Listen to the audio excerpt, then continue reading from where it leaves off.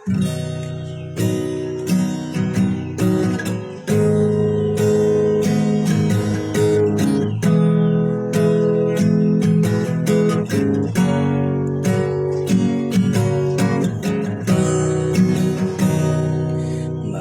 ดนี้ชีวิตประสาก็ดีขึ้นสมคำเข้าลือเมืองใหม่แดนวิลสนผู้คนล่วงลายน้ำใจช่วยเหลือเกื้อกูลมีน้ำใจทุกคนสู้ทนลำบากมาด้วยกันท้องฟ้าสีขาวสายน้ำไหลเย็นดี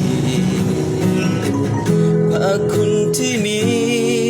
บารมีบุรุษสร้างไว้มีค่าที่ยิ่งใหญ่เกินกว่าสิ่งใดทั้งนั้นมีความสำคัญกับลูกหลานเฮาโอ้งามแท้น้ำใจสาวเมืองใหม่มีป่าดงพงไผ่เขียวสดงามตาสมดังคำเขาลือในน้ำมีป่าในน้ำมีเขานี่คือเมืองไม้เฮาดินแดนวิลสนบุรุษสร้างให้เฮ็ดไว้แต่สิ่งดีๆมีเกียรติศักดิ์ศรีเมืองนี้แดนวิลสน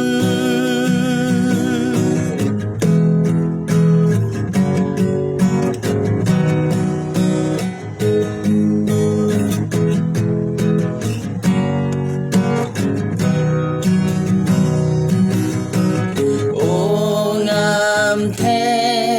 น้ำใจสาวเมืองใหม่มีป่าดงพงไผ่เขียวสดงามตาสมดังคำเขาลือในน้ำมีป่า